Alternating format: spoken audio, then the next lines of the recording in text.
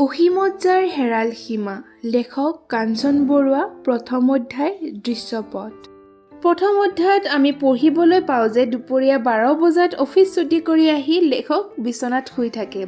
নিশ্চিন্ত আৰামতে শুই থাকে কাৰণ কাইলৈ দেওবাৰ আৰু সমূহত 30টা দিনৰ ছুটি। নিতৌ বৰ চাহাবৰ অৱজ্ঞা পিয়ে ৰঙা চকু একেখন ছবি একেখন টেবুল একেবাৰে ফাইলৰ বিভৎস নগ্নতাৰ মাজত অবিচ্ছিন্নভাৱে নিজক ডুবাই ৰখাৰ পৰা এতিয়া যে ছুটি পালে 30টা দিনৰ সেইবাবে লেখক এতিয়া নিশ্চিন্ত মনেৰে শুই আছে। ইয়াৰ পাছত লেখকে নিজৰ ঘৰটোৰ বিৱৰণ দিয়ে। লেখকৰ ঘৰটো চহৰৰ চঞ্চলতাৰ পৰা বহুতেই বেছি দূৰত এখন নিজান ঠাইত এটা সৰু টিলাৰ ওপৰত লেখকৰ সৰু ঘৰটো সৰু যদিও কিন্তু খুব সুন্দৰ। সন্মুখৰ নিজম ঘাঁহনিৰ দ্বাৰা চাৰিওকাষে নানা ধৰণৰ ফুলৰ বেড আছে। আলিৰ সিপাৰে সমতল চৰকাৰী হাবিডৰাৰ মাজে মাজে 2-4 জোপা ডাঙৰ ডাঙৰ গছো আছে। গছৰ গুৰিয়ে গুৰিয়ে বনৰীয়া ডেফনি ফুলৰ জোপা।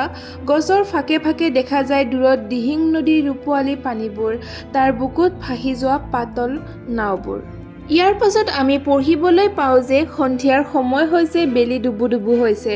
ফুলনিৰ মাজত বহি লেখক আৰু লেখকৰ 4 বছৰীয়া কণমানি পখিলী মানে লেখকৰ জীয়ৰীজনীৰ নাম পখিলী হয়, জীয়ৰীজনীয়ে খেলি আছে। ইমানতে লেখকে নিজৰ জীয়াৰীজনীৰ বিৱৰণ দিছে।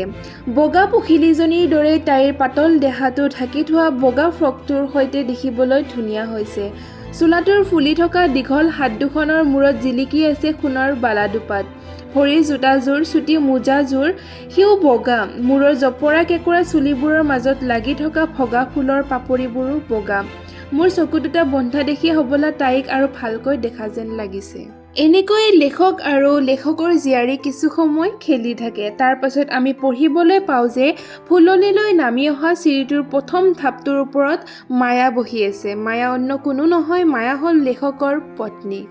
মায়াই লেখক আৰু নিজৰ জীয়াৰীৰ কথাবোৰ শুনি হাঁহি থাকে আৰু মায়াৰ হাঁহিটো দেখি পিনে লেখক অতীতলৈ ঘূৰি যায়। লেখকৰ মনত পৰে পুৰণি দিনবোৰৰ কথা। মায়া তেতিয়া নতুন আছিল। লেখক আৰু মায়াৰ যিহেতু এৰেঞ্জ মেৰেজ হৈছিল, গতিকে মায়া লেখকৰ বাবে সম্পূৰ্ণ অচিনাকি আছিল। ইমানতে মনত পৰে লেখকৰ তাৰো আগৰ বছৰবোৰৰ কথা। কেনেকৈ লেখক হোষ্টেলত আছিল আৰু হোষ্টেলত থকাৰ সময়ত কেনেকৈ হোষ্টেলৰ খাদ্য খাই খাই ঘৰৰ খাদ্যৰ সোৱাদবোৰ পাহৰি গৈছিল। কিন্তু ইয়াক লৈ লেখকে অকণো দুখ কৰা নাছিল। লেখকে নিজৰ জীৱনটোক লৈ কেতিয়াও ভবাই নাছিল। জীয়াই থকাৰ উদ্দেশ্য কি, সাৰ্থকতা ক'ত, এইবোৰ একেবাৰে ভবা নাছিল। লেখকে নিজৰ জীৱনটোক এৰি দিছিল নিজে আগবাঢ়ি যাবলৈ। কেতিয়াও একো ভবাই নাই, চিন্তা নাই, ভাৱনা নাই, কোনো বাধ্যবাধকতাও নাই। তাৰ পাছত আমি পঢ়িবলৈ পাওঁ কেনেকৈ লেখকে মায়াৰ লগত বিবাহ পাশত আবদ্ধ হয়। লেখকে কয়, কাৰ্নিভেলৰ যোৱাত ভাগ্য পৰীক্ষা কৰিবলৈ নেদেখা মোহনাটোত চকু মুদি হাত ভৰাই উলিয়াই অনা টিকটটোৰ দৰে জীৱনৰ জোৱা খেলতো চকু মুদিয়েই তুলি ল'লোঁ মায়াক। নিজক ধিক্কাৰ দিছিলোঁ, কিয় মাৰ চকুলো দেখি নিজস্ব সকলো স্বাধীনতা বিসৰ্জন দি এটা গলগ্ৰহ চপাই ল'লোঁ। ইয়াৰ পাছত আমি পঢ়িবলৈ পাওঁ যে বিয়াৰ পাছত 4-5 দিনলৈ মায়াৰ ফালে লেখকে এবাৰো ঘূৰি চোৱা নাছিল, কাৰণ লেখকৰ মায়াৰ প্ৰতি আগ্ৰহ, ইচ্ছা, ধাৰণা একোৱেই নাছিল। লেখক মায়াৰ পৰা আঁতৰি আঁতৰি ফুৰিছিল, কাৰণ লেখকৰ মায়াৰ ওপৰত খুব খং উঠিছিল। লেখকে ভাবিছিল যে এই ছোৱালীজনীয়ে মোৰ সুখ শান্তিকণো শেষ কৰি দিবলৈ আহিল। লগতে লেখকে ভাবিছিল যে আজিৰ ছোৱালীৰ লাজৰ ঢাকনিৰ তলত লুকাই থোৱা আচল ৰূপটো দুদিন পাছত বা কি মূৰ্তি ধৰি আত্মপ্ৰকাশ কৰে, তাক ভাবি লেখকৰ অন্তৰাত্মা কঁপি উঠিছিল। এনেদৰে 4 দিনৰ দিনা আবেলি নিজৰ কোঠাত যেতিয়া লেখকে মনে মনে একেবাৰে ভাবি বহি আছিল, তেতিয়া লেখকে হঠাৎ অনুভৱ কৰিলে যে কোঠালৈ কোনোবা সোমাই আহিছে। এয়া অন্য কোনো নহয়, মায়া আছিল। মায়াক দেখি যোৱা 4 দিনৰ ব্যৱহাৰৰ কথা মনত পৰি লেখকৰ অলপ লাজ লাগে, অকণমান বিৰক্তও হয়। সেইবাবে লেখকে মিছাতে এখন কিতাপ মেলি লয়। লেখকে ভাবে যে এনেদৰে যদি কিতাপ মেলি বহি থাকে আৰু মায়াক যদি ইগন'ৰ কৰে, তেতিয়াহ'লে মায়া হয়তো ৰুমটোৰ পৰা উভতি যাব। কিন্তু এনেকুৱা নহয়, বৰং মায়া লেখকৰ ওচৰ চাপিহে আহে। মায়াই এটি ৰূপৰ বটাত অকণমান মছলা লৈ আহে আৰু সেই ৰূপৰ বটাত লেখকৰ টেবুলত থৈ দিয়ে। লেখকে ভাবে যে প্ৰথমে মায়ালৈ চাম নে মছলা অকণমান খাম। এনেতে লেখকৰ চকুত পৰে ড্ৰয়াৰত থকা লেখকৰ সৰু সংসাৰখনৰ চাবিকোচালৈ আৰু সেই চাবিকোচা মায়াৰ মুখলৈ নোচোৱাকৈয়ে মায়ালৈ আগবঢ়াই দিয়ে আৰু মায়াক কয় যে সংসাৰ সমুদ্ৰত চলাবলৈ লোৱা সৰু নাওখনৰ বঠাপাত গুৰিতে ধৰে নে আগতে ধৰে লেখকৰ একো ধাৰণা নাই।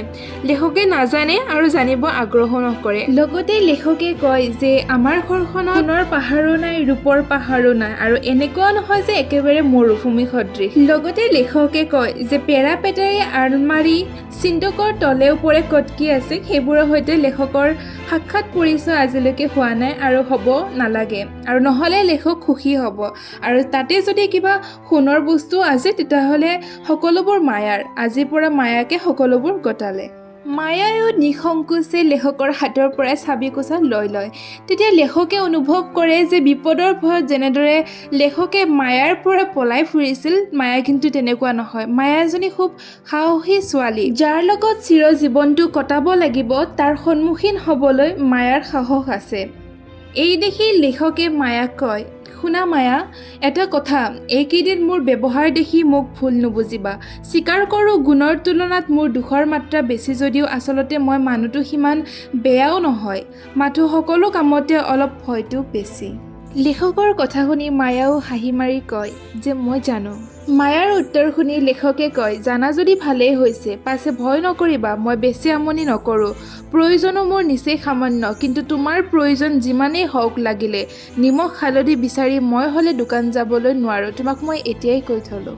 লেখকৰ এনে কথা শুনি মায়াই কিন্তু এইবাৰ মিচিকীয়া হাঁহি নিদিলে। এইবাৰ মায়াই জোৰকৈয়ে হাঁহিলে আৰু হাঁহি ক'লে, তাকো মই জানো, বাৰু মই নিজেই দোকানলৈ যাম। মায়াৰ এনে সৰলতা আৰু সুন্দৰ হাঁহি লেখকৰ জীৱনলৈ আনিলে বিৰাট পৰিৱৰ্তন। বছৰৰ পাছত বছৰ পাৰ হৈ গ'ল। কোনোদিনে যি সুখৰ কল্পনা লেখকে কৰা নাছিল সেই সুখ মায়াই লেখকৰ জীৱনলৈ আনি দিলে। এতিয়া মায়া নহ'লে লেখকৰ এক মুহূৰ্তও নচলে। সন্মুখৰ চিকুণ ঘাঁহনিডৰাত পখিলীক বহুৱাই থৈ মায়াৰ ওচৰলৈ লেখক আহে আৰু মায়াক কয় যে তোমাৰ মুখৰ এই হাঁহিটো দেখিলে মোৰ কি ধাৰণা হয় জানা? তেতিয়া মায়াই সোধে, কি ধাৰণা হয়? তেতিয়া লেখকে কয়, ধাৰণা হয় যেন পৃথিৱীত কোনো তোমাৰ আক্ষেপ নাই, কোনো অতৃপ্তি নাই, তুমি যি পাইছা তাতেই তৃপ্ত। তেতিয়া মায়াই সৰুকৈ হাঁহি লেখকক কয়, কিয় ইয়াত আকৌ সন্দেহ কৰি মূৰ ঘমাবলগীয়া কিটো আছে? তেতিয়া লেখকে কয়, হয়তো একো নাই, ক'বও নোৱাৰোঁ, তথাপি তোমাৰ বান্ধৱীবোৰক দেখিলে মোৰ সঁচাকৈয়ে সন্দেহ হয়, ভয় হয়। সকলোবোৰৰে ঘৰ বাৰী দাস দাসী ধন ঐশ্বৰ্য তোমাতকৈ কিমান বেছি। মইনো তোমাক কি দিব পাৰিছোঁ, তাৰ তুলনাত তুমি ইয়াত কি পাইছা? একোৱে পোৱা নাই। তেতিয়া মায়াই কয়, মানুহৰ জীৱনত ধন ঐশ্বৰ্যই জানো সকলো? তোমাক পাই মই যথেষ্ট সুখী। স্বৰ্গ কৰি মানুহ বলীয়া হয়, যদি সঁচাকৈয়ে স্বৰ্গ আছে আৰু সি যদি ইয়াতকৈ বহুগুণ শ্ৰেয়, তেতিয়াহ'লে মোৰ তাক লৈ কোনো লোভ নাই, কোনো হাবিয়াস নাই।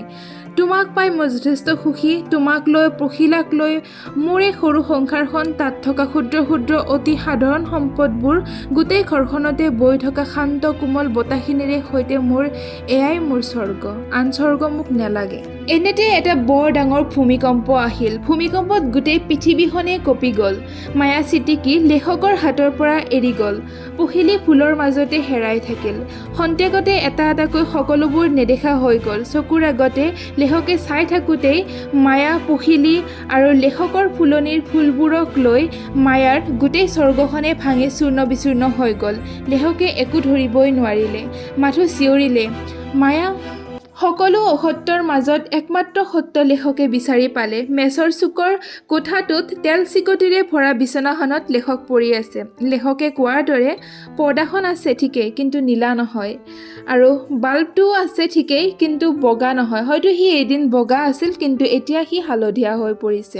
লেখকৰ আৰু চাবৰ ইচ্ছা নহ'ল। বিচনাত পৰি পৰি যিবোৰ কথা লেখকে ভাবি আছিল সেইবোৰ স্বৰ্গ আছিল নে নৰক আছিল, নে এতিয়া যিবোৰ দেখি আছে সেইখন স্বৰ্গ নে নৰক লেখকে একো ধৰিবই নোৱাৰিলে আৰু ধৰিব পৰাৰ আগতেই ঠেলা খাই হামকুৰি খাই পৰিলে বিচনাৰ সূতাৰ লগত বন্ধা বাঁহডালত ধৰি কথমপিহে লেখক ৰলে বন্ধুবৰ ফুকনে আহি লেখকক বহুৱাই দিলে চকুদুটি মোহাৰি চাই লেখকে দেখিলে যে লেখকৰ কাষত তেখেতৰ 4জন বন্ধু বহি আছে 4জনে বাল্য বন্ধু তেনেতে প্ৰফেচাৰ বন্ধুৱে ৰগৰ কৰি সুধিলে হেই মায়াকৈ চিঞৰি আছিলি যে তই কাক লেখকে গহীন হৈ উত্তৰ দিলে কাকো চিঞৰা নাছিলোঁ প্ৰফেচাৰ বৰঞ্চ এটা সত্য আৱিষ্কাৰ কৰি এই পৃথিৱীৰ স্বৰ্গ নৰকৰ সকলোকে চিঞৰি জনাই দিবৰ ইচ্ছা আছিল যে সংসাৰত সুখ আনন্দ ঐশ্বৰ্য প্ৰেম প্ৰীতি সকলোবোৰ কেৱল মায়া দুৰ্ঘোৰ মায়া